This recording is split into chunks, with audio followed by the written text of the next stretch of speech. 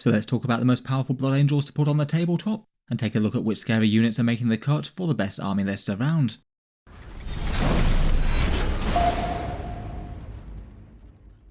Hello and welcome back to Auspex Tactics, where today we're talking Blood Angels, and in this video I thought we'd do an overview of some of the scariest units that the Sons of Sanguinius have to offer right now, what's getting played in strong lists, and what makes them so good.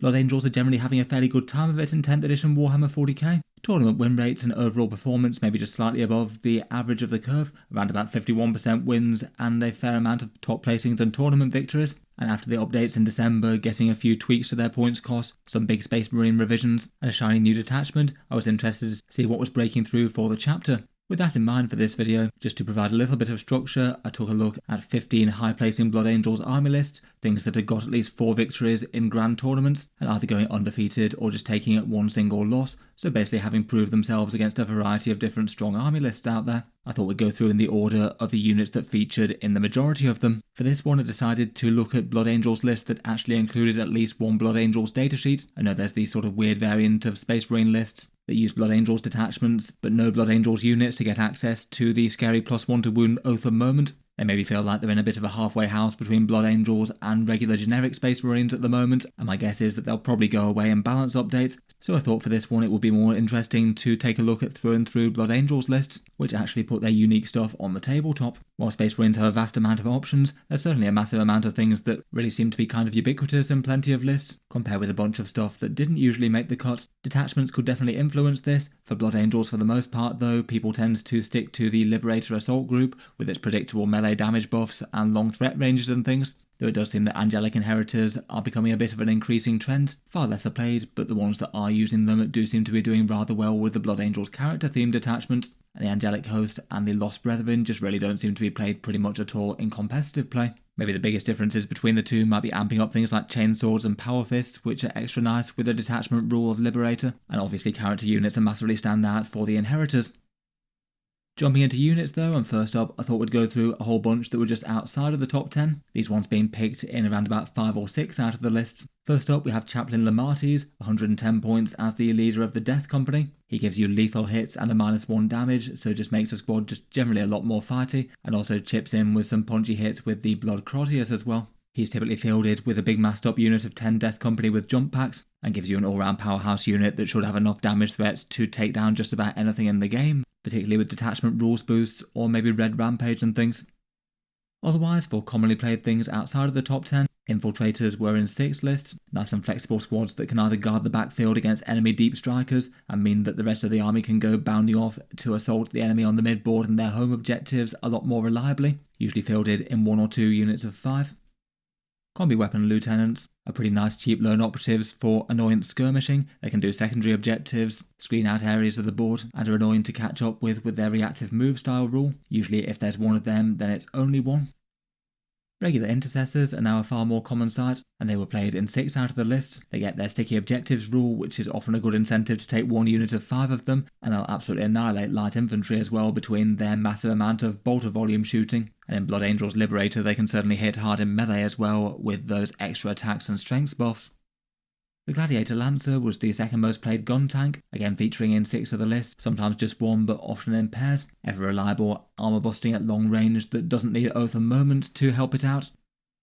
And finally for a sometimes played choice there's the Jump Pack Captain, 85 points for some extra melee might and some free stratagems, either for Sanguinary Guard or Assault Intercessors with jump packs, and they tend to be really quite popular for Angelic Inheritors as well to give the character keywords to other scary melee threats.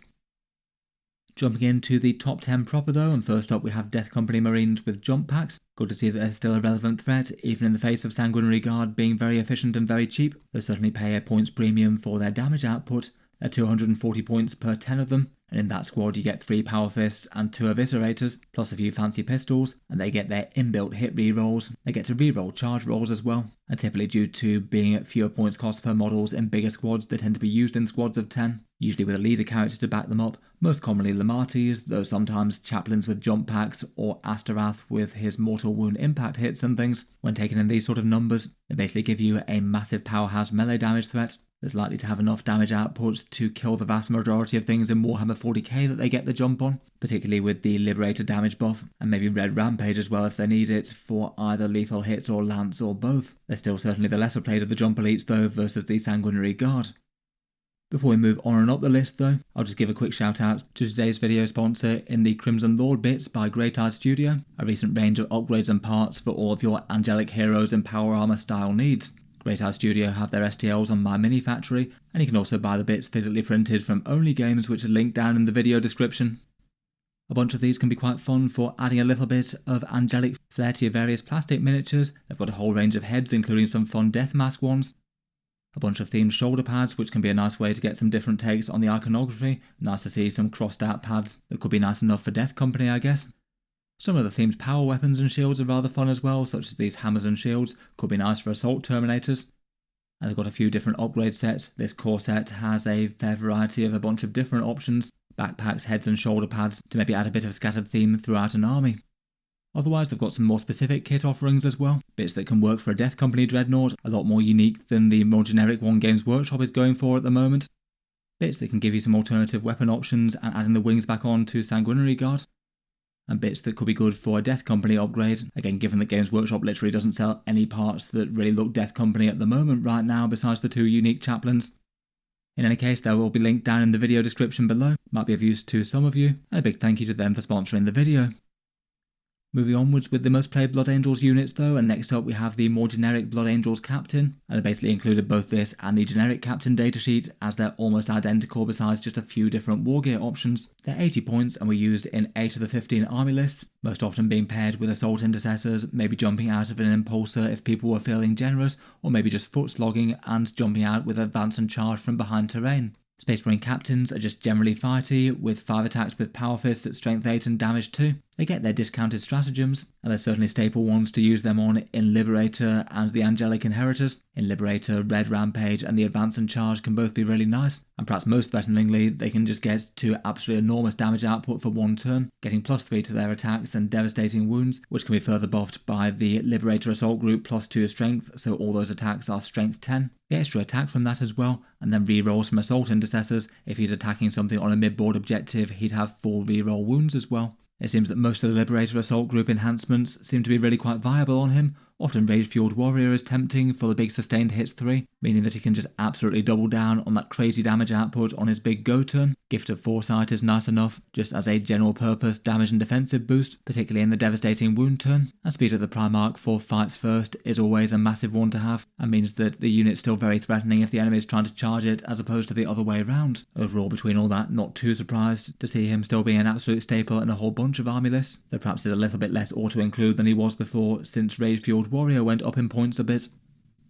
Next up, there were a whole bunch of things with 9 selections out of the 15 armies. One of those was the generic Scout Squad. Certainly a staple in Space Marine armies of basically any stripe. There's 70 points per 5 of them starting in the mid-board. The Scout's keyword means that they can potentially move up and be threatening turn 1 if they want to, or hide extra well after they've seen the opponent's deployments, and then they'll be in the right place to screen enemies, maybe do move block things, do first turn secondary objectives, or just hunker down on a primary objective and force the opponent to try and take them out. In Blood Angels they can have a surprisingly savage damage output as well. Since Combat Blades got an extra pip of AP, they're genuinely a pretty dangerous melee unit in Liberator as well, particularly threatening first turn charges with scouts, and sometimes it could make sense just to have them jump on an enemy unit in the mid-board or middling threat enemy infantry unit where they'll have a good chance to cut them down straight away. Overall, between all that, a very easy unit to use, and if they do happen to survive into the late game, their redeploy thing can be pretty handy for secondary objectives as well. Often lists take maybe 1 or 2 units of 5 of them. Next up, we've got the standard chainsword armed Assault Intercessors, 75 points per 5 here, and again these were in 9 out of 15 Blood Angels army lists, most often paired with captains as mentioned before, as a cheap and very dangerous backup force to him, well capable of obliterating hordes as the captain takes out something tough. They're only 15 points per model, so are fairly cheap, have OC2 for some good presence on objectives, hit with a whole bunch of chainsword attacks that really like the Liberator buff, getting up to strength 6 and even more attacks, plus usually with a power fist and maybe a plasma pistol on the squad sergeant. They do get that big reroll wound rolls rule against enemy units in range of objective markers, and as mentioned that can buff a captain or any other character happening to lead them. and some might take an impulsor to get them where they need to be as a battlefield bunker to charge out of. Certainly a unit that can threaten to punch up in Blood Angels, and some of them do get taken without a character attached as well, just fairly capable of butchering enemy lighter infantry in their own right, and then having a bunch of OC and being fairly cheap for trading things.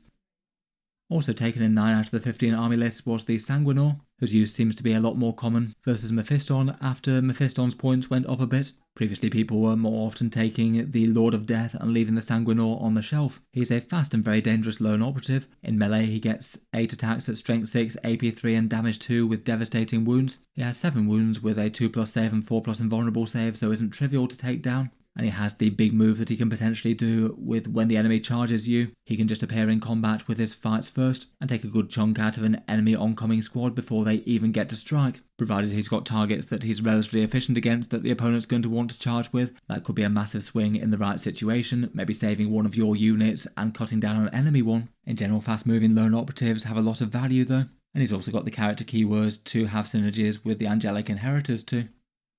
Next up, and it appears that Vindicators seem really in fashion for Space Marines just across the board on tournament tables at the moment. It looks like out of all the options of Astartes firepower that you can put on the table, these ones are by far the most commonly taken. Vindicators appearing in 9 out of the 15 army lists that I looked at, with big tough and fairly aggressive tanks able to take a punch in themselves and also deal some big hurts to anything in good armour. The Demolisher Cannon gets you D6 plus 3 shots at strength 14, AP 3 and damage D6, certainly swingy but can absolutely one-round vehicles on a good roll. They've got 11 wounds at toughness 11 with a 2+ save on the counter attack, quite good with cover or armour of contempt or smoke, and the siege shield means that tagging them in close combat isn't really a viable strategy given that they can still shoot fine. It does seem that at the moment really quite a lot of Blood Angels lists are going for a solid contingent of melee troops but then also having some firepower units to back them up. As mentioned, a few take Gladiator Lancers, but Vindicators are being played in loads of competitive lists currently, often players taking around about 2 of them per army when they're taken. I guess it's nice to have a bit of predictable firepower to either whistle down units before you charge them, or hit things that it just doesn't really make sense to risk a unit going out to try and kill just yet. Next up, and the 4th most commonly played unit, is Mr. Lord Regent of the Imperium Nihilus himself in Commander Dante, 130 points to put on the table. He's able to lead Sanguinary Guard and contributes both a fair bit of extra speed and also some serious damage with the Axe Mortalis. He gets 8 attacks at strength 8, AP 3 and damage 2, all with lethal hits, a scary strength 10 on the charge in Liberator. Units being led by him get a +1 to hit and also a +1 to advance and charge, so they get where they need to go a lot faster and hit far harder when they get there. And the advance and charge can be particularly nice when using that stratagem in Liberator. With the amount of threat that he brings, he's often tending to be leading a 6-man Sanguinary Guard unit for a maximal threat. Between him and them, there shouldn't be all that many things in Warhammer 40k that won't just get killed in one round of combat, and particularly with detachment buffs and stratagems, the damage output can be pretty crazy. Also being taken in a similar number of lists is Chief Librarian Mephiston as well, and as mentioned it looks like he's got some pretty similar appeal in terms of people taking him to the Sanguinor. The majority of army lists take at least one of these very hefty lone operatives, and a good bunch of them take both of them too. Mephiston maybe has at least a fairly similar offering to the Sanguinor. Fairly chunky and hard to take out with 6 wounds, a 2+ save and a 4+ feel no pain. He has 6 attacks at strength 9, AP 3 and damage D3 with lethal hits, plus at least a little bit of shooting between Fury of the Ancients and his plasma pistol. He also fights first just like the Sanguinor. He can advance and charge innately without having to use stratagems, so his threat range is also quite good, and he can sometimes mess around with enemy fallbacks as well with his other special rule. Seems that both of them have a good bit of draw for different purposes. Mephiston may be having a bit more raw might, but not quite as much speed or deployment options as the Sanguinor, and they're both fairly similarly pointed. Despite going up in points a bit, he still looks like he's a choice that people are seeing that it's hard to go too far wrong with. Getting into the top 2 though, and it seems that there's 2 units that are almost ubiquitous in Blood Angels armies, the first one being the Jump Intercessors. It's 90 points per 5 of these Primaris Assault Marines, and they just get on incredibly well with Liberator Assault Group in particular, like the Assault Intercessors being a fairly devastating melee threat with those chainswords going up to strength 6 and their Power Fist to strength 10, and also chipping in a bit of damage with their plasma pistols as well, and their Mortal Wound Impact hit style rule. All of that damage output is just really quite a nice bonus on a unit that can already move fast and has inbuilt deep strike, so they're quite nice units to drop down for secondary objectives. Ideally if they can do something mission related and then go after enemy objective grabbers and things, then they're likely to have been a big positive force on the game. Most army lists tended to run around about 2 units of 5 of them, taking the Power Fist and Plasma Pistols as small units for skirmishing and secondaries. A couple of armies went all in though and took big 10-man squads with a captain. The 10-man units are a bit discounted versus taking 2 units of 5.